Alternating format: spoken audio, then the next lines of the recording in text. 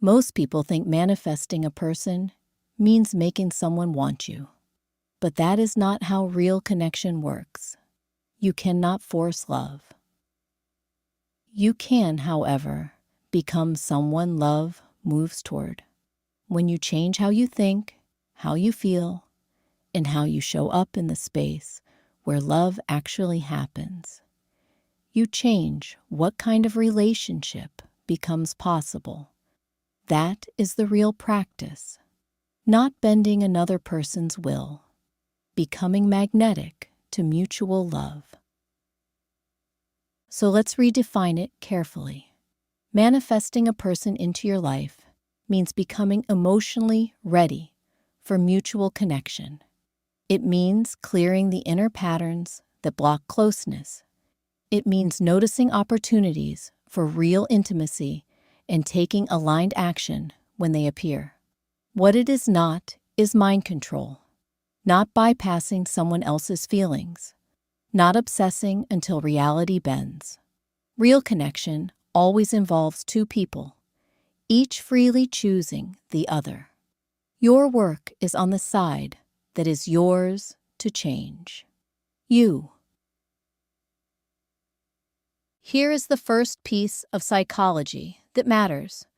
Your expectations shape how you show up. When you expect rejection, you act guarded. You test people. You read neutral moments as coldness. You protect yourself before anyone has even given you a reason to. And then you feel proved right when the connection fades, without noticing that your own bracing was part of what made it fade. Psychologists call this rejection-sensitivity. The fear of being rejected quietly helps create the very rejection you were afraid of in the first place. The second piece is this. When your inner state is more secure, the room around you feels different. You become less reactive. You can listen without performing. You can be warm without chasing. You can be curious without interrogating. Research calls this responsiveness, the felt sense that someone sees you, gets you, and cares. Responsiveness is one of the strongest predictors of whether a connection deepens or fades. And the most reliable way to invite it from another person is to first become it in yourself. And here is where almost everyone gets stuck. They want the connection deeply, but they try to manifest it without changing anything inside them. The fear patterns stay. The chasing stays. The anxious checking stays. The quiet belief that love is something other people have, and you reach for stays. And when the connection does not arrive or does not hold, they blame the universe or their vibration or the other person or themselves. When in reality, wanting was never the missing piece. Wanting was already there.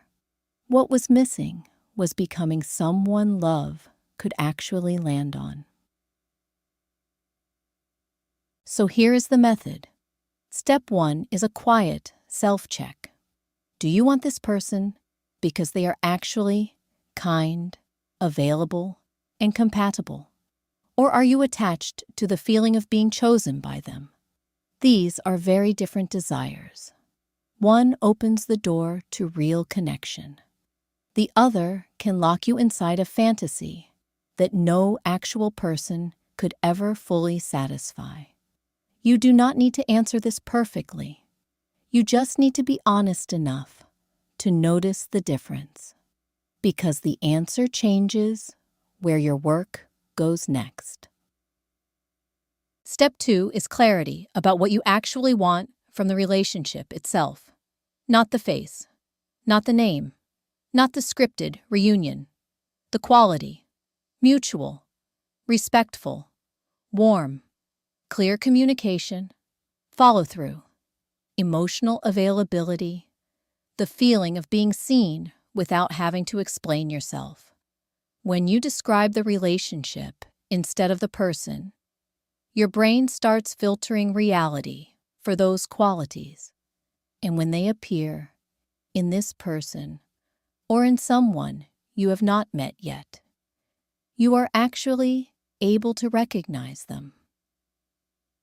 Step 3 is visualization, but with a boundary. Close your eyes. Picture a real interaction, a calm conversation, mutual warmth, easy communication, the feeling of being chosen and safe at the same time. Stay here for a moment, long enough to feel it. Then, open your eyes. The purpose is emotional direction, not escape.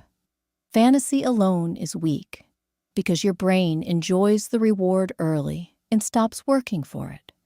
But emotional direction that fuels action is strong. Let the vision feed the work. Do not let the vision replace it. Step 4 is the turn that changes everything, and it is the step most people skip entirely. Ask yourself honestly, what in me interferes with love? What do I actually do when I like someone? Maybe I become anxious and overtext. Maybe I go cold first, just in case. Maybe I choose people who cannot meet me. Maybe I confuse intensity with compatibility. Maybe I expect rejection so completely that I rehearse it in my head every night. None of this is shameful. It is just where the real work lives. You cannot change a pattern you will not name. Step 5 turns the inner obstacle into a plan. If I feel the urge to double text from panic, then I will wait, regulate, and check in with myself first. If I want to reconnect with someone, then I will send one clear, respectful message, not 5. If a person gives me mixed signals, then I will stop chasing and watch what they actually do. If I start idealizing someone, then I will ask whether they are truly emotionally available.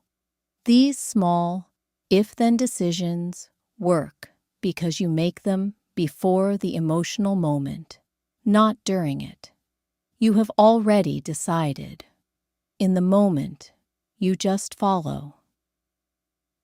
Step 6 is affirmations, but chosen carefully.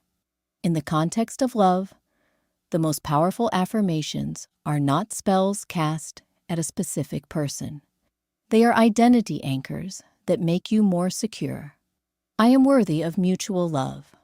I move toward relationships that feel calm and clear. I do not chase confusion. I am becoming someone who can receive love without bracing for loss. I am open to connection that is mutual, respectful, and real. Affirmations like these strengthen your sense of self. They lower defensiveness. They make you more able to show up as someone worth freely choosing. Step 7 is a reality check. When a connection begins to move, notice reciprocity, not mystical signs. Look for consistency, effort, follow-through, curiosity about you, clear communication. Do not mistake breadcrumbing for interest. Do not mistake intermittent attention for chemistry. Do not mistake your own longing for proof that they feel the same.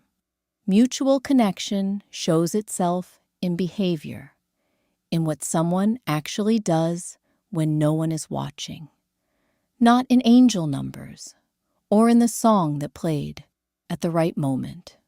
Watch for actions. They are the only language love speaks fluently. And here is the tender part, because most people come to this topic with someone specific in mind. You can hold a tender hope for a specific connection. You can set an intention for reconnection or for something deeper with a person who is already in your life. But you cannot override another person's free will, and trying to will not work. Not because the universe is punishing you, but because love that is forced is not the love you actually wanted. The healthiest version of a specific person intention sounds like this. I am open to this connection if it is mutual, healthy, and freely chosen. That sentence keeps your hope intact while protecting you from the grip that ruins love before it starts. You do not manifest love by gripping harder. You do not manifest love by visualizing until your eyes hurt. You manifest love by becoming clearer, calmer, more honest, and more available for something mutual. The work is inside. The practice is daily. And the right connection, when it arrives, does not need to be forced, because by then, you are already the person who can hold it. Sometimes, having a small space to track the becoming can help you notice how much has already changed in you.